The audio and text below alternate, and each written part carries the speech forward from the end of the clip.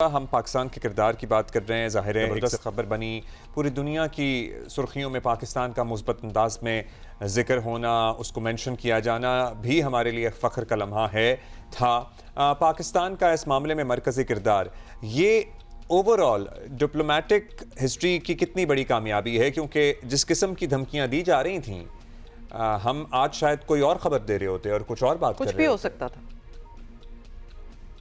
میرا خیال ہے یہ جو پاکستان نے رول پلے کیا ہے امن کے لیے اور اس سیز فائر کے لیے ایران اور امریکہ کے درمیان, یہ پاکستان کی بہت ہی سگنیفیکنٹ ڈپلومیٹک اچیومنٹ ہے اور بہت ہی سگنیفیکنٹ سفارتی کامیابی ہے. لیکن ہمیں ماضی پہ بھی ایک نظر ڈالنی چاہیے, اس لیے کہ ماضی میں بھی پاکستان نے ایک جو رول پلے کیا تھا کولڈ وار کے زمانے میں, مثال کے طور پہ اس وقت پاکستان نے چین اور امریکہ کے درمیان جو راپروشما ہوا تھا اس میں ایک کلیدی کردار ادا کیا تھا. پاکستان ہی کی وجہ سے امریکہ سے ہنری کسنجر, آپ کو یاد ہوگا, ایک سیکرٹ وزٹ پہ گئے جو پاکستان نے فیسیلیٹیٹ کیا, اور اس سے پھر میں سمجھتی ہوں کہ جو کولڈ وار تھی وہ ری شیپ ہوئی. سو پاکستان کا رول آپ دیکھیں کہ کتنا سگنیفیکنٹ تھا اس وقت بھی.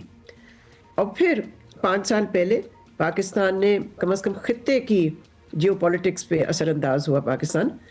پاکستان نے میڈیٹ کیا امریکہ اور طالبان کے درمیان, جس سے کہ دوحہ ایگریمنٹ ہوئی, اور پھر اس کے تحت امریکہ نے افغانستان سے ملٹری وڈرال کی.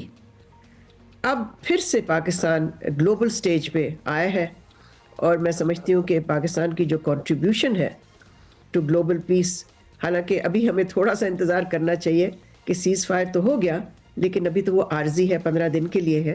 تو اب ہم نے دیکھنا ہے یہ کہ جو مذاکرات انشاءاللہ ہوں گے اسلام آباد میں, کیا ان مذاکرات سے بھی کوئی نتیجہ اس طرح کا نکلے گا کہ ایک پرماننٹ اینڈ ہو to conflict in our region. You very right. تھوڑا ہمیں کوشیسلی آپٹمسٹک ہونا چاہیے بیکاز ابھی بھی بہت مرحلہ جو ہے وہ باقی ہے. ملیحہ صاحبہ یہ بتائیں کہ اس پیش رفت کے بعد دنیا بھر میں اظہار اطمینان ہے سوائے 2 ممالک کے, no points for guessing of course, India Israel. اب انڈیا کی تو جلن چلیں okay fine, for lack of a better word وہ سمجھ آ جاتی ہے. اسرائیل کے گریٹر اسرائیل پلان کو بڑا ڈینٹ پڑا ہے.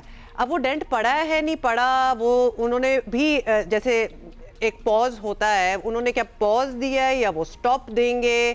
کس طرح آپ اس کو دیکھ رہی ہیں؟ دیکھیں, بھارت تو بالکل ہی بری طرح سے میں سمجھتی ہوں کہ سائیڈ لائن ہوا ہے, رانگ سائیڈ آف ہسٹری پہ تھا. اسرائیل کے ساتھ انہوں نے لائن اپ کیا اور آپ دیکھ لیں کہ نتیجہ کیا نکلا ان کے لیے. جہاں تک اسرائیل کا تعلق ہے, میں سمجھتی ہوں کہ اسرائیل کا رول آگے جا کے بلکہ اگلے چند دنوں میں بہت, میرا خیال ہے اگر دونوں پارٹیز سے کہ اگر آگئی ہیں ایک سپوائلر کے طور پہ دونوں ایکٹ کیا تو پھر یہ سیز فائر جو ہے یہ انڈینجر ہوگی, یہ خطرے میں آ جائے گی. تو اب امریکہ کی ذمہ داری ہے کہ وہ اسرائیل کو ریسٹرین کرے, کنٹرول کرے, کنٹین کرے.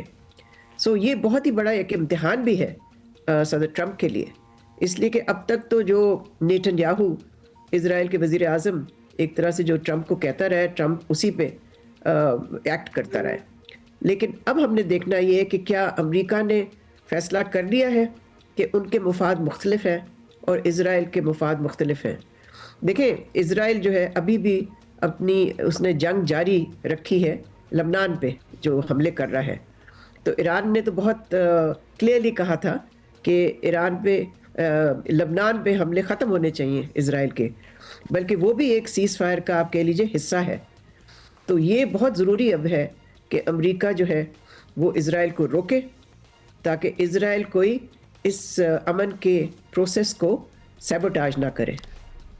اچھا مگر ظاہر ہے ہمیں اچھا لگ رہا ہے, پاکستان کی بات ہو رہی ہے, ساری خوشگوار باتیں اپنی جگہ, لیکن یہ حقیقت بھی اپنی جگہ ہے کہ جو ہوا ہے وہ مستقل قیام امن کی گارنٹی تو نہیں ہے. مستقل قیام امن کے لیے اسلام آباد میں متوقع مذاکرات سے ہی کچھ نکلے گا, جو بھی نکلے گا, اور ہم سب اس کے لیے بہت پر امید, بہت دعا گو ہیں. کتنی امیدیں ہمیں رکھنی چاہیے؟ میرا خیال ہے اگر دونوں پارٹیز یہاں تک آ گئی ہیں کہ وہ دونوں نے سیز فائر پہ آمادگی اظہار کر کے سیز فائر ایفیکٹ میں آ گیا ہے, تو ہمیں امید رکھنی چاہیے کہ جو آئندہ دنوں میں مذاکرات ہوں گے اسلام آباد میں ایران اور امریکہ کے درمیان direct talks, face to face talks, تو ہوپ فلی وہ بھی پروڈکٹیو ہی رہیں گے. لیکن یہ ضرور ہے کہ اس وقت دو چیزیں بہت اہم ہیں. ایک تو یہ کہ وہ جو سیز فائر ہے وہ بہت فریجائل ہے، تو ان مذاکرات کے دوران یہ نہ ہو کہ وہ سیز فائر کسی طرح سے وائلیٹ ہو یا اسرائیل سیبوٹاج کرنے کی کوشش کرے. دوسری اہم چیز ظاہر ہے مذاکرات دم سیلوز، دا ٹاکس دم سیلوز، ابھی دونوں ملکوں کی پوزیشنز کافی فار اپارٹ ہیں. تو اب دیکھنا یہ کہ کیا وہ کامن گراؤنڈ ڈھونڈ پائیں گے. تو قبل از وقت ہوگا کہنا، لیکن ہمیں امید ضرور رکھنی چاہیے، اس لیے کہ ہم نے دیکھا کہ دونوں ملک چاہتے تھے ایک آف ریمپ اس کرائسس سے. دونوں ملک میں سمجھتی ہوں ایگزاسٹ ہو چکے تھے، اور دونوں ملک کا اندازہ بالکل کریکٹ تھا کہ اگر یہ جنگ جاری رہے گی تو اگلا جو مرحلہ ہوگا اس جنگ کا وہ کہیں زیادہ خطرناک ہو سکتا ہے. تو میں سمجھتی ہوں کہ یہ آپ کہہ لیں ریئلائزیشن، یہ اسیسمنٹ اور یہ کیلکولیشن دونوں سائڈس کے لیے یہ امپورٹنٹ ہوگی، بیکاز اس کی وجہ سے ہی پھر دونوں سائڈس پیچھے ہٹی ہیں اینڈ دے اگریڈ ٹو اے پاز. اگر یہاں تک آ گئے تو ہوپ فلی آ ہی جائیں گے اور کوئی نہ کوئی نتیجہ خیز ملاقات ہوگی. ڈاکٹر ملی ہلودی صاحبہ، thank you for your time. یہ کامن گراؤنڈ والی جو بات ہے نا، this is very important, because literally throughout the جنگ تو لگ رہا تھا دیر از نتھنگ ان کامن، اور بالکل بیلیجرنٹ سٹانس دونوں ملکوں کا تھا. دونوں کیا مطلب اسرائیل اور امریکہ تو جڑے ہوئے ہیں، اور ساتھ Iran opposite. Now to find that common ground in Islamabad tomorrow onwards, that is going to be a task and a half.